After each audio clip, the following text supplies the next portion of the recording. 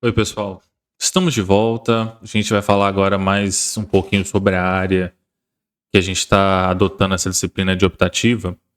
No vídeo anterior eu falei sobre um pouquinho o que era ciência de dados, o que a gente podia esperar nessa disciplina. E só para a gente entender mais sobre a área de trabalho mesmo, eu quero fazer uma distinção aqui com vocês sobre três profissões que existem na área de dados, que são o próprio cientista de dados, cientista de dados, que aí é a área de ciência de dados, né, como diz o pessoal.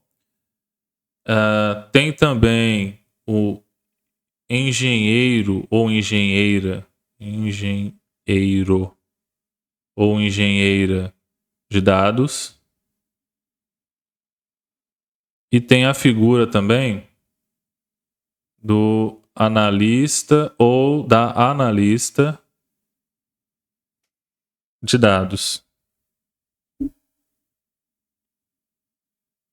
Essas três áreas aqui, essas três profissões, elas meio que se sobrepõem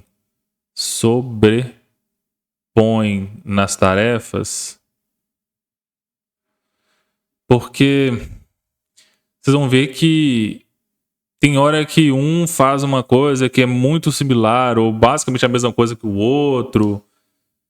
E assim, fica um pouco complicado da gente ver que existe uma diferença. Inclusive, eu acabei de errar aqui o negócio, né? Tô reparando aqui. Cientística não, né? Cientista. Escrevendo errado, o negócio passando vergonha em público. Cientista. Cientista, isso. Cientista de dados.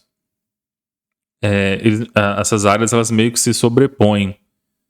E na prática, dependendo de como a empresa estiver organizada, vamos ser bem sinceros, provavelmente a pessoa vai ter na sua carteira de trabalho ou no seu PJ uma descrição e ela vai acabar fazendo tudo. Mas vamos falar da teoria aqui, né? Eu quero apresentar a teoria. E também até para distinguir um pouquinho do que a pessoa pode esperar nas próximas aulas da disciplina de optativa 2. O engenheiro ou a engenheira de dados, vou começar aqui pela segunda opção que eu escrevi, é aquela pessoa que vai trabalhar com a construção da infraestrutura de armazenamento e manipulação dos dados. Então, se a gente começar aqui eu vou dar número aos bois. 1, 2, 3. Vamos começar pelo segundo aqui, que é o engenheiro ou a engenheira de dados. Vai construir,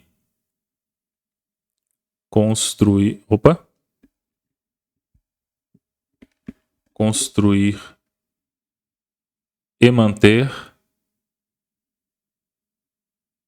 a infra dos dados. Infra dos dados. É a pessoa, ou são as pessoas responsáveis por criar e manter os pipelines, os bancos de dados. O pipeline de dados é todo o fluxo contínuo, né? Desde a coleta, o armazenamento, a limpeza e a posterior disponibilização desses dados para outros profissionais da empresa. Essa pessoa também vai cuidar dos bancos de dados, vai preparar todo aquele grande volume de dados para que eles sejam de fato utilizados por outras pessoas, outros atores dentro da empresa. Então, essa pessoa aqui ela vai mexer muito com SQL, ela vai mexer muito com SGBDs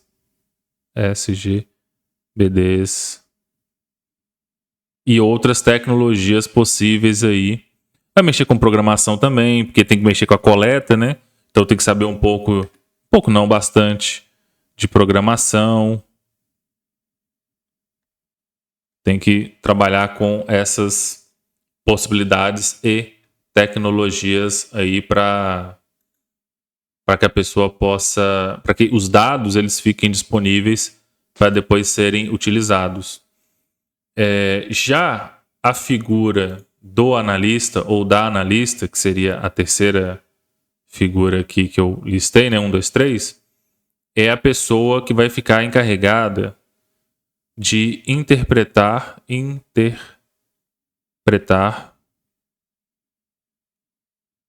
relatórios.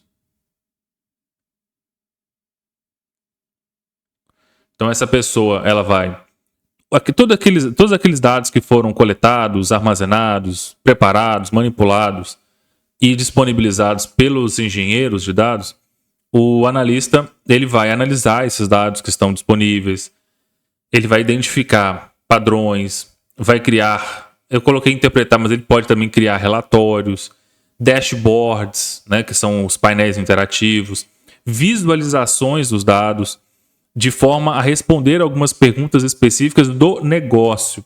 Então veja que o analista ou a analista de dados está mais voltada para responder questões do negócio, buscar alguns padrões do negócio, de forma que isso seja mais palatável para um leigo, para um chefe, para um gerente, para um gestor. Pessoas que mexem com a parte, que são profissionais de análise, que são analistas de dados, melhor dizendo, vão mexer bastante com Power BI. Né, que você gera dashboards. Excel é uma ferramenta bastante utilizada também. Você consegue gerar gráficos, visualizações dos dados, etc, etc, etc. E agora, pensando na primeira opção que eu coloquei ali, que é um caso aqui eu inverti a ordem, porque o nosso maior foco é a parte de ciência de dados, né? Essa aqui não é uma disciplina ampla de dados. Ela não pega todas as partes. Nosso foco aqui é na ciência de dados. O profissional cientista de dados, ele está mais focado em desenvolver modelos,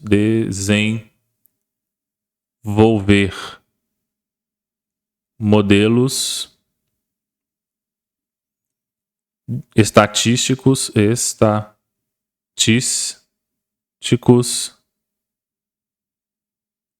e também está muito focada em usar machine learning ou aprendizado de máquina,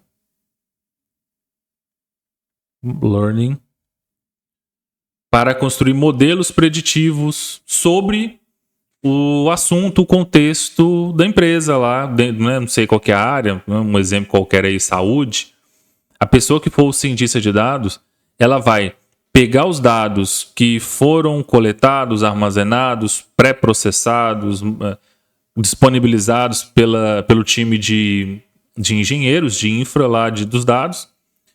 A pessoa analista ela vai tentar interpretar, criar relatórios em cima desses dados, disponibilizar alguns dashboards, algumas interpretações mais iniciais sobre os dados que foram coletados e armazenados, e o cientista ele vai buscar modelos e padrões estatísticos, modelos preditivos, e vai tentar responder perguntas mais complexas e, a partir de padrões mais complexos desses conjuntos de dados, buscar automatizar algumas tarefas na busca de resolver maiores problemas.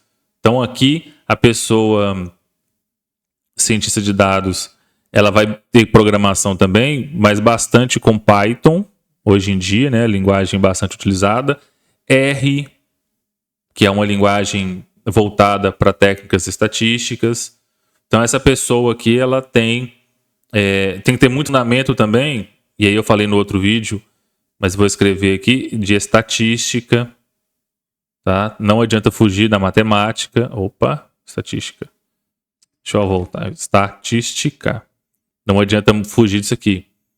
Vejam que os três profissionais, eles, pensando em todo o fluxo de trabalho, todo o pipeline da área de dados, cada um deles estaria dentro de uma parte desse fluxo inteiro. Apesar de, como eu comentei, às vezes eles se sobreporem e na prática, muitas das vezes, eles acabarem desenvolvendo tarefas, né, iguais, né? Mesmo que no documento ali formal de carteira de trabalho ou o que for, esteja uma coisa específica, acaba que você desenvolve todas as tarefas possíveis. Ok? Então, assim, por que eu quis fazer essa aula? É uma aula mais curta em relação aos outros vídeos, só para deixar um pouco mais nivelado o que se deve esperar aqui. Eu não vou usar Power BI, não vou usar Excel, eu vou usar um pouco de SQL, tá? Para algum banco de dados, alguma coisa assim. Inclusive, deixa eu aproveitar que eu estou comentando aqui, deixa eu apagar isso aqui logo, que eu também esqueci que mesmo o cientista de dados não sendo um engenheiro ali, ele também vai precisar de SQL, vai ter que entender um pouco de SGBDs, ou outras formas de armazenamento de base de dados, como CSV, etc. Então, assim, nossa proposta aqui é focar mais nessa parte dos modelos estatísticos, alguma técnica de machine learning. Vamos usar Python, por isso que tem aí os fundamentos de Python nas aulas, um pouquinho de SQL. A gente não vai usar Excel, Power BI, nem talvez um pouquinho de engenharia de dados, né? Na parte de coleta, apesar de que o trabalho que nós vamos desenvolver e algumas práticas já farão uso de bases que já foram coletadas e estão disponíveis. A gente só vai pegá-las e manipulá-las, né? Em busca de alguns modelos estatísticos ou de algumas descrições estatísticas dessas bases de dados.